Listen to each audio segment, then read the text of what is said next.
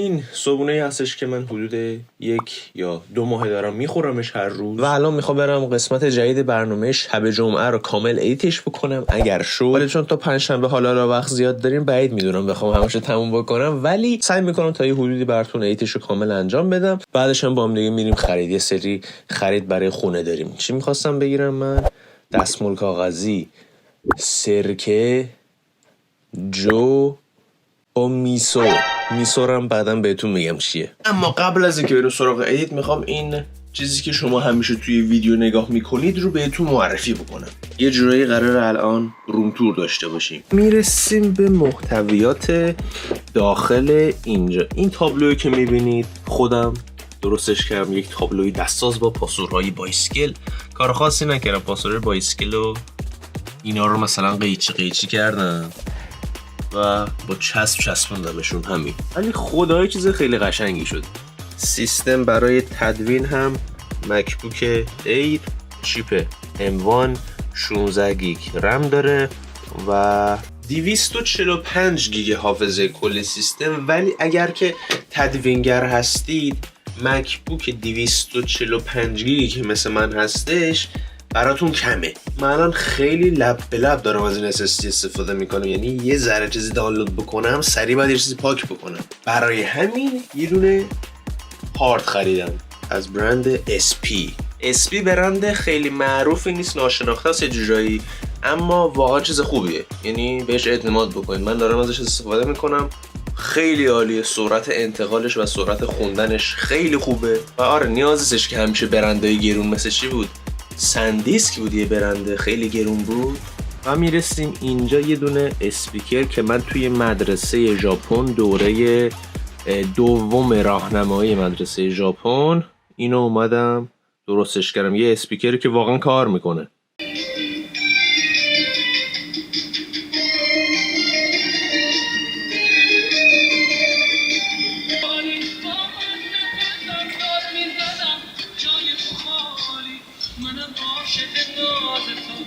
اما این یکی صندلی برلین چیر هستش، یکی از معروف ترین سازه ها برای معمارها. این صندلیه، یعنی بیسیک ترین کاری که یک معمار قراره یاد بگیره اینه. از هر جهتی هم یه رنگی داره، از این ور کامل قرمز، از این ور کامل سبز، نارنجی و آبی. اینجا اسمم هم روشه، کیتاگاوا ریوتو. شاید باورتون نشه اما اسم رسمی من توی ژاپن در حال حاضر ریوتو هستش، حامد دیگه نیست. و میرسیم به یه بخش بسیار جذاب. این بالا هم بدک نیست، جذابه، ولی اینجا خیلی جذاب تره.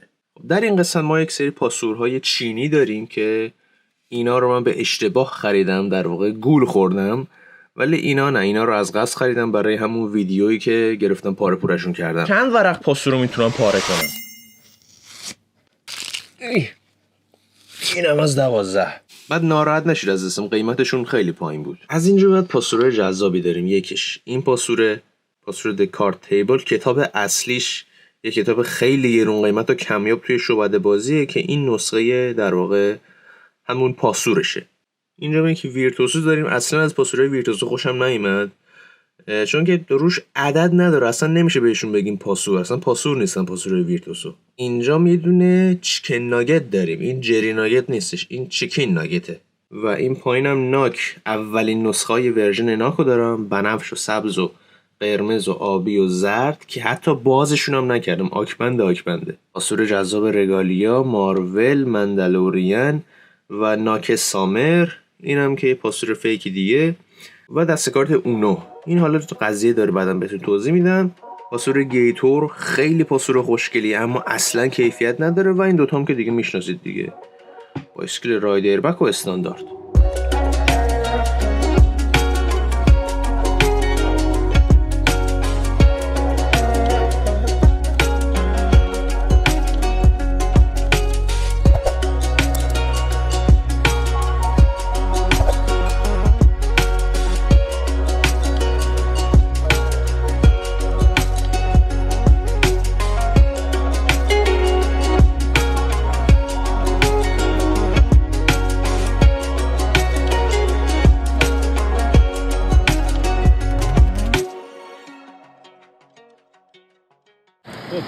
اومدیم روی پل، الان دور میزنیم بریم اونور پل و قراره بریم یه فروشگاه خیلی بزرگ اسمش هم از اوکی سوپ. الان بچه چون که ساعت 8:15 صبح خیلی خلوته اینجا. معمولا یه ذره ماشینا بیشتر. چرا منم همش دور میاد این وقت. اوکی. یه سوالی که احتمالاً برای خیلیاتون پیش اومده باشه اینه که حامد تو چطوری اومدی ژاپن؟ تو چجوری توی این اوضاع تونستی بیای ژاپن و اقامت ژاپن رو بگیری؟ ویزای تحصیلی گرفتی؟ ویزای توریستی؟ ویزای کاری؟ چی گرفتی؟ باید بهتون بگم که بچه جریان من با جریان شما خیلی متفاوته و نمیتونم خیلی راهنماییتون بکنم چون که من به واسطه اینکه دو رگه هستم، یه رگم ژاپنیه یه رگم ایرانیه، برای همین تونستم خیلی راحت بیام ژاپن. چون محله ما پر شعبات که نمایندگی ماشین الان رسیده به ماشینای مازدا. اینجا نمایندگی مازدا به ماشین‌های زیبای مازدا رو نمیدونم بچه توی اینستا فیلم دیده بودن میگن که مدیر مازدا به خاطر اسم خدای قدیم ایران یعنی همون اهورا مازدا اومده اسمشو گذاشته مازدا، ولی ژاپنی‌ها خودشون میگن اصلا هیچ ربطی نداره. این شرکت مازدا صاحب شرکت مازدا آقای ماتسودا بوده. بعد این ماتسودا چون که توی تلفظ انگلیسی سخته تغییرش داده به مازدا. آره حالا نمیدونم کدومش حقیقت داره. به نظر من از دیدگاه ژاپنی‌ها این که آقای ماتسودا اسمشو گذاشته باشه مازدا خیلی طبیعی تره. و اینم از خود فروشگاه اوکی Everyday Low Price.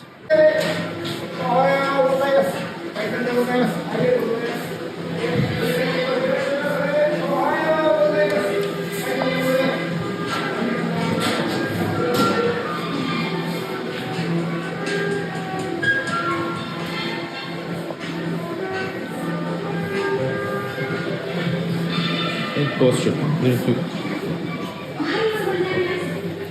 طبقه 2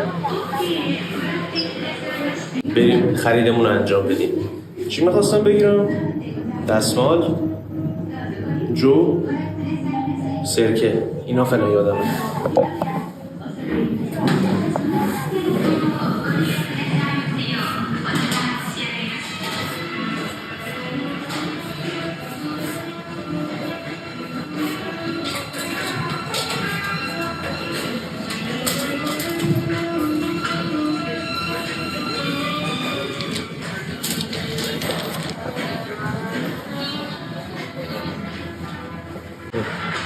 من اینجا رو حفظم. وایتکس شانس رو الان دیدم. اینو قرار بود بخرم مامانم گفته بود وایتکس بخر یادم رفت. الان شانس رو اومد جلو چشم تونستم بگیرمش. وایتکس گرفتیم. میریم سراغ سرکه. چون سرکه رو پیدا کردم ولی این اون برندی نیستش که همیشه میخریدم. امیدوارم مامانم دعوام نکنه چون این اون نیست ولی روش نوشته سرکه.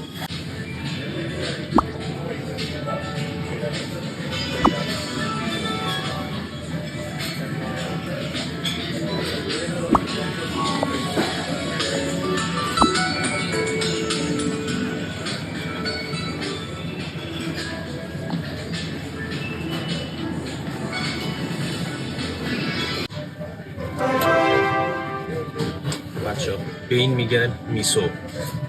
ما ایرانی‌ها با گوجه فرنگی رب درست میکنیم، ژاپنی‌ها با سویا میسو درست میکنن. این الان سویاه که به این شکل له شده و یک طعم شوری داره. این اون برندی نیستش که مامانم گفت بخرم ولی جزو معروف ترین برند هست. بازم امیدوارم مامانم ناراحت نشه. بسیار خب اینم از اوتمیل محبوب من 1 کیلوگرمش 323 ینه و دو حالت داره، یه حالت خرد شده و یه حالت درسته. من همیشه خرد شده رو میگیرم، این خرد شده برای من بهتره. اینم از این.